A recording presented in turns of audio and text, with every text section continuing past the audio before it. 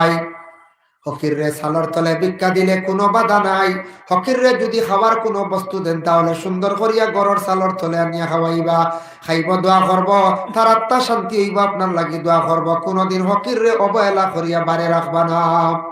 আল্লাহ চাইলে আপনারা ফকির বানাইতে পারেন, যার জন্য আল্লাহর বন্দেগান বিশেষ করিয়া এই ফকির রে রুটি দেওয়ার কারণে স্বামী আগুন জ্বালিয়া রেডি করছে, গরর বিবি জ্বালাই লাইতো, বিবিরে জ্বালাই লাইতো, রেডি পুরা তৈয়ার দিছি। যেই সময় গরর বিবিরে আদেশ করছে তোমারে আমি ও আগ্নি ফলাইমু, গরর বিবি সুন্দর করিয়া কাপড় লাগাইছন, সাজিছন, হেনে সাজিলা সুন্দর করিয়া, এমন সাজ সাজাইলা, আর গলার মধ্যে সোনা লাগাইছন, খানের মধ্যে হার, খানের মধ্যে দুলা লাগাইছন, নাকর ফুল তো এমন আছে, সুন্দর ইয়া সাজিছন। কিছু সময়ের ভিতরে আমি অগ্নির মধ্যে পড়ে যাই মগিয়া। বকিল স্বামী কইরম, ওগো বিবি তুমি অগ্নির মধ্যে পড়তাই, তোমার গায়ের মধ্যে এত সুন্দর কাপড় খেনে, তোমার গায়ের মধ্যে এত সুন্দর খাবার খেনে আর সোনা খেনে লাগাইলাই, ওগুলা তুলিয়ে খুলিয়া তুমি অগ্নির মধ্যে গিয়া পড়ো চাই।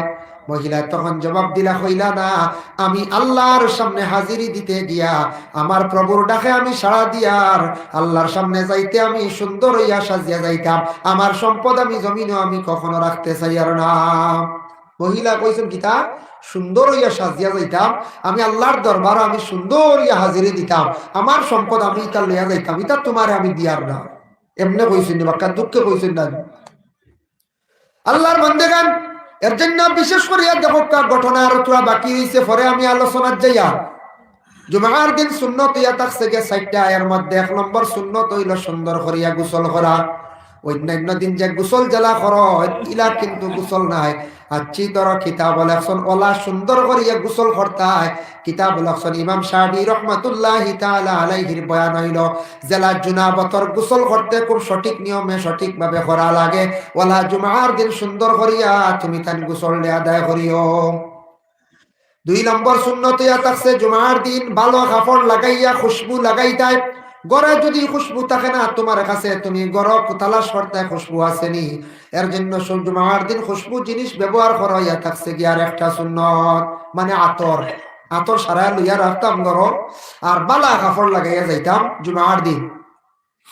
আজ থেকে 2-3 মাস আগে সনাতন ধর্মের তো বড় একটা উৎসব গেল, দুর্গা পূজার সময় দেখলাম ইয়ং জেনারেশনের ছেলেরা কি করলা, তারা পাঞ্জাবি পরিধান করলা। পাঞ্জাবি এমন একটা ইউনিফর্ম, এমন একটা লেবাস, দেখো আমার নবী আজ থেকে 1500 বছর আগে সেই লেবাসটা, সেই ইউনিফর্মটা বাইর করিয়া গেছেন। এমন ইউনিফর্ম কোনো কেউ মানা করতে পারতা নাই।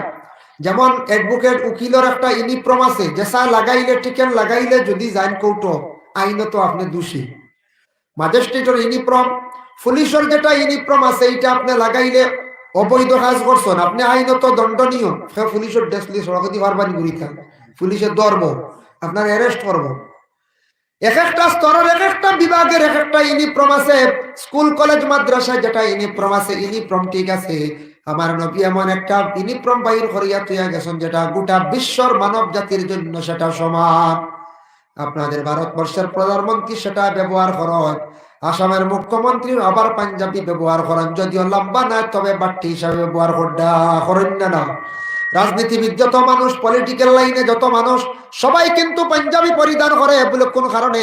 এটা আমাদের নবী এমন একটা সুন্দর লেবাস ব্যবহার করিয়া গেছেন, বাহির করিয়া গেছেন, যার জন্য এটা পরিধান করলে কোনো অসুবিধা নাই। এটা ব্যবহার করলে এটার মধ্যে সম্মান মর্যাদা আল্লাহ বাড়াইয়া দিলায়।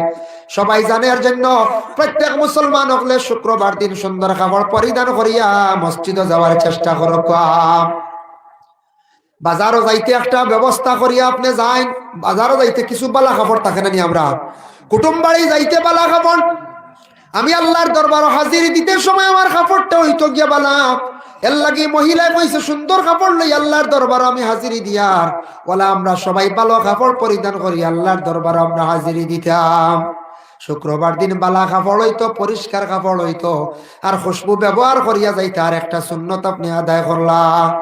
তখন মহিলারে আগুনের মধ্যে ফালাই দিছে, একটা মটকার মধ্যে আগুন জ্বালিয়ে আগ্নি ফালাইছে।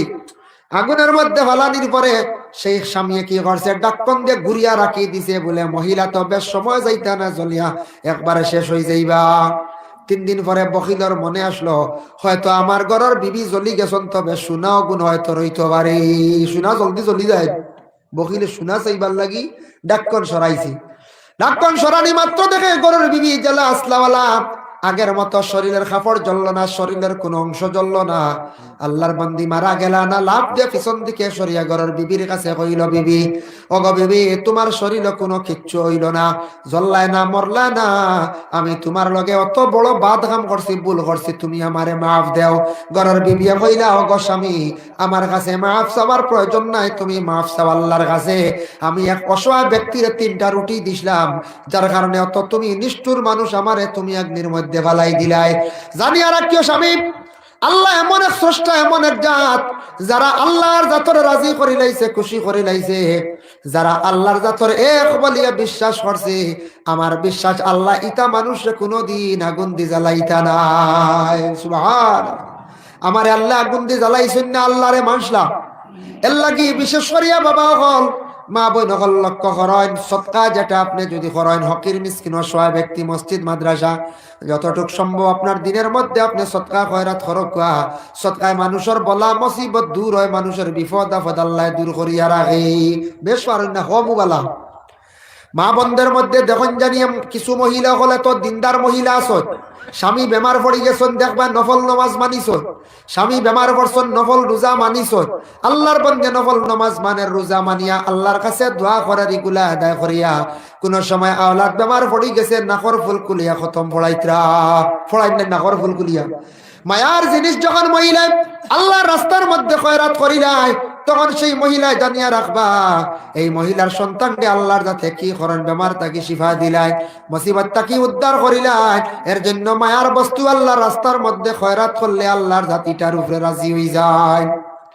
যার জন্য আল্লাহর বন্দেগান 2টা সুন্নত কইলাম, 3 নম্বর সুন্নত ইয়া দেখছে গিয়া মসজিদের মধ্যে হাঁটিয়া যাবা, আর একটা সুন্নত আমরা বাইকে সাইকেলে যাই না, আচ্ছা ব্যতিক্রমে একদিন লেট হয়ে গেছি। 4 নম্বর ইয়া দেখছে গিয়া সুন্নত মসজিদে গিয়া ইমাম সাহেবের পিছনে গিয়া বসার একটা সুন্নত। আর একটা সুন্নত বসিয়া মনোযোগ দিয়ে খুতবা আপনি শুনতে আপনার লাগে সুন্নত। এর জন্য আল্লাহর বন্দেগান এখন ইমাম সাহেবের পিছনে আমার বাবা, আমার চাচা, গ্রামের মুরব্বী, সমাজসেবী বা একজন আলিম সাহেবরে আমরা স্থান দিছি সম্মানার্থে। এই জায়গার মধ্যে লড়াই যাইতাম না, কারণ আমার নিয়ত আছে, দিল আছে, আমি মসজিদ ও ইমাম সাহেবের পিছনে খাড়া হইতাম সম্মানার্থের আরে আগে দিলাইছি। আর আমি যাই না যে কোনো জায়গা সরি গেছি গিয়া আমল নামার মধ্যে আল্লাহ আমারে কি করবা, সওয়াব দিবা। তাই হোক, এর জন্য শুক্রবার কোর দিনের লাগি 5টা পুরস্কার। বুখারী শরীফের হাদিস, আল্লাহর রাসূল সাল্লাল্লাহু আলাইহি ওয়াসাল্লামে ফরমায়, শুক্রবার দিন যে বান্দা সুন্দর করে গোসল করিয়া সর্বপ্রথমে মসজিদের মধ্যে অংশগ্রহণ করবা, এই বান্দার আমলনামায় অতটুক সওয়াব দেব হইব, একটা উঠরে জবে করিয়া শিরনি করিয়া বাটার পরে যে পরিমাণ সওয়াব হইব, সেই পরিমাণ সওয়াব বান্দার আমলনামায় আল্লাহ দান করবা। সুবহানাল্লাহ। একটা উঠ জবে করলে কত সওয়াব হইব না পঞ্চায়েত। 2 নম্বরে একটা গাবি জমা করে আইবে, পরিমাণ সওয়াব পাইবা। 3 নম্বরে আতারছে গিয়া বলে একটা বেড়িয়া মেড়া বা ছাগল। 4 নম্বরে খোয়া হয়েছে একটা মুরগি। আর 5 নম্বরে খোয়া হয়েছে একটা ডিম সদকা করলে 5 নম্বর ব্যক্তির আমল নামার মধ্যে অতটুক সওয়াব দিবা। এর লাগি 5 জন পর্যন্ত পুরস্কৃত জুমার দিন। আর 6 নম্বরে গেলে এইনার সওয়াব আর এই সমান হইতা নাই। ডিম হইতে মনে হয়েছে ডিম আল্লাহ আসতে সৎকা করন্যানি মসজিদ মা বই নকলেও দিন, বাড়ি থেকে আপনারাও নিয়েও দিন। আল্লাহ রাস্তার মধ্যে ডিম ও সৎকা করন, যেহেতু রাসূলুল্লাহ ফরমাইছেন ডিমর পরিমাণ সৎকার পরিমাণ সওয়াব পাইবা। এর লাগে বিশেষ করিয়া ডিম আল্লাহ রাস্তার মধ্যে সৎকা করন গুলা বিক্রি করিয়া টেকাটা মসজিদ মাদ্রাসায় লাগায়। মানুষ বিপদে পড়লে অনেক জিনিস মানন আল্লাহ বাস্তে, কিন্তু বিপদটা কি উদ্ধার হইলে মানুষ আবার ভুলি যায়। ইলা আসুন না বিপদে পড়িয়া কইলে আল্লাহ সিন্নি করবা দে কই কর্ম ভাউরি ইলা হয় না। মসজিদে একটা ডিম আইসলো, আমরা হুজাইত পড়ার থাকতে, আমরা হুজাইত যখন পড়াতে আসলাম একটা ডিম আইসলো, 5 লক্ষ টাকা ডিম এগু বিকিছে। দোয়া আইজাল্লাহ। এখন এটা ডিম এখন সোশ্যাল মিডিয়া পাইতা না, তখন কইতা আসলো না 2004 কথা কই। আর কত আগে হক আছে বুধ হয় ত্রাণ 2004 আড়া দরিয়া ডিম এগু বিক্রি হইলো হয়লা ওলা বুলি গেছি।